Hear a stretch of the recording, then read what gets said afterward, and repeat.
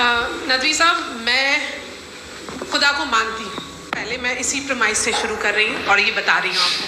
میں مانتی ہوں، لیکن کچھ سوال ہیں جو جاوید صاحب نے اٹھایا، اس کا جواب آپ کو دینا چاہیے.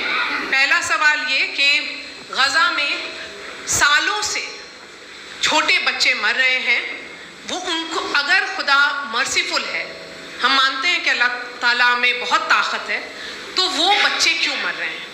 دوسری بات یہ کہ اگر کنٹنجنسی کی جو آپ بات کرتے ہیں، پورے مسلم ممالک مل کر کے بھی ان غزہ کے بچوں کو کیوں نہیں بچا پا رہے ہیں؟ کیونکہ اگر وہ چاہتے، کیونکہ اللہ تعالیٰ ان پر حکومت کرتے ہیں، سب پر حکومت کرتے ہیں، تو وہ ان کو کیوں نہیں بچا؟ جی تھینک یو ویری مچ. بہت اچھا کیا آپ نے اس چیز کو ذکر کر دیا. میں اس کو اور اچھے سے ایکسپلین کرنے کی کوشش کرتا ہوں.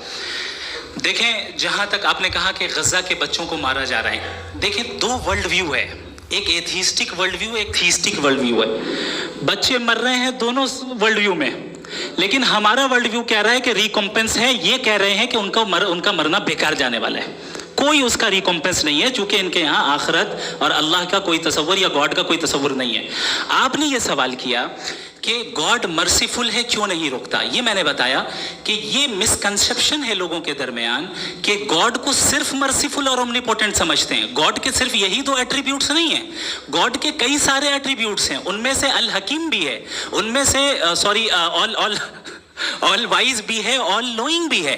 لہٰذا اگر اس دنیا میں کسی کو تکلیف آ رہی ہے اور گاڈ اس کو نہیں روک رہا ہے، وہ اس لیے نہیں روک رہا ہے چونکہ انسانوں کو فری ول دیا گیا ہے.